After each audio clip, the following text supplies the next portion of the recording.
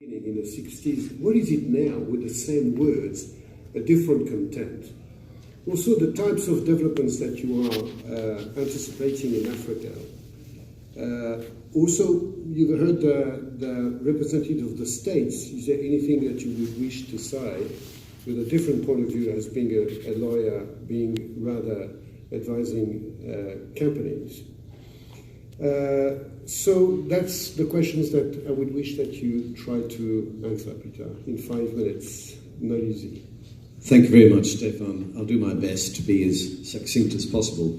This is obviously a very interesting and important topic which we've discussed this morning, and I just wanted to highlight a few issues based on my work in Anglophone Africa over the last 20-odd years. The first point I would make, and this may sound a little trite to some of you, and that is that resource nationalism is not nationalisation. So the sort of nationalisation you saw in some parts of Africa in the 1960s and in Latin America in the 1970s is not part of what we're talking about this morning. The second point is that resource nationalism, in a way, is more insidious than nationalisation. It's not always obvious what is going on.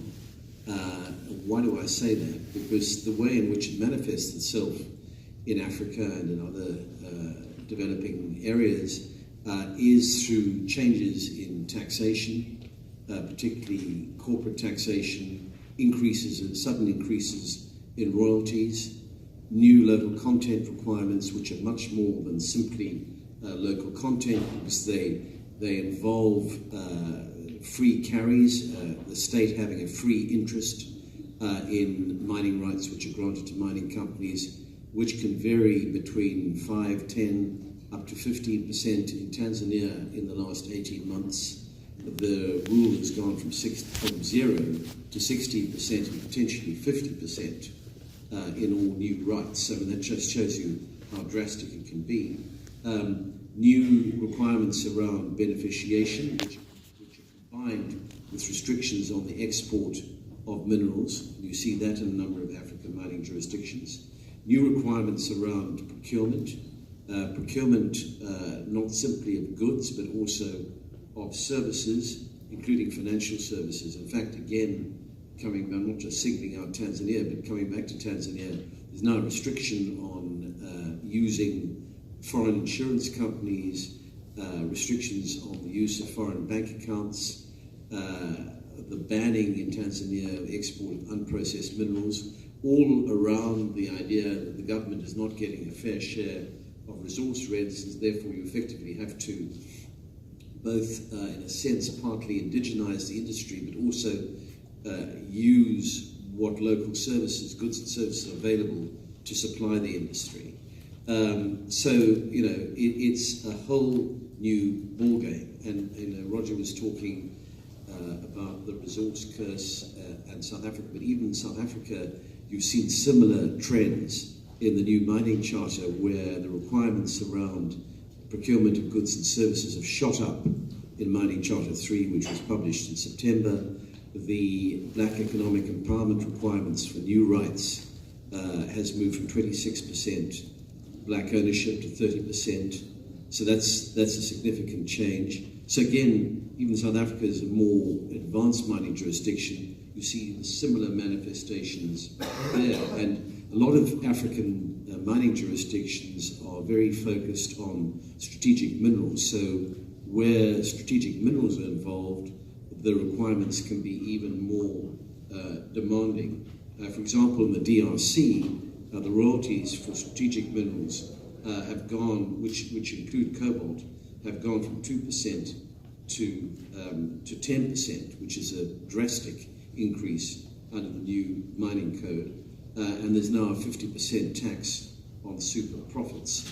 So I think that just gives you some idea of the issues we're talking about. And then in some countries, and you've seen this in the DRC, under the Kabila government, and now in Tanzania under President Magufuli, the government given the right for the state to renegotiate existing mineral development agreements. In Tanzania, that takes the form of what's known as an Unconscionable Terms Act, where Parliament has the right to renegotiate mineral development agreements with mining companies. If no agreement is reached, then the unconscionable terms are deemed to be struck out. But that has not been, I mean, the law's been passed, it hasn't been put into effect yet, because mining companies haven't yet been subjected to this, but I think it gives you an idea of how drastic this can be. Now, what are the, just briefly, what are the drivers of this? Again, Roger touched on this in his remarks. I think that one of the key drivers of this is a lack of trust and a trust deficit in relation to mining companies, and a feeling that African governments didn't get a fair share of resource rents during the commodity boom, which went on between about 2004 and 2011. So while commodity prices were spiking, African governments were not getting a fair share. And so, and my colleague here on my right talked about the African Mining Vision. The African Mining Vision passed by the AU, enacted by the AU, by the AU heads of state in 2009, tries to address that by saying that mining should be a catalyst for development, both side stream, upstream, and downstream. And I suppose another factor is, again, another development with the AU when they appointed former President Mbeki of South Africa to head up a high-level panel on illicit financial flows in 2015.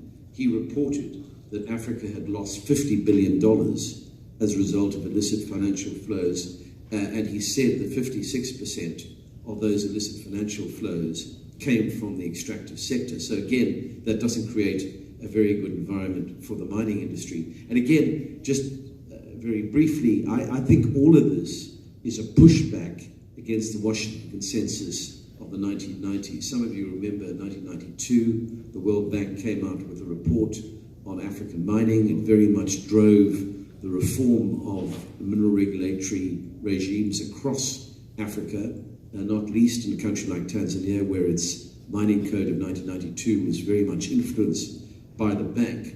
And I think that African countries now feel that that the Washington Consensus didn't work for them, so they need to have a different approach to mining. And so I think there'd be two manifestations of this which I would just highlight.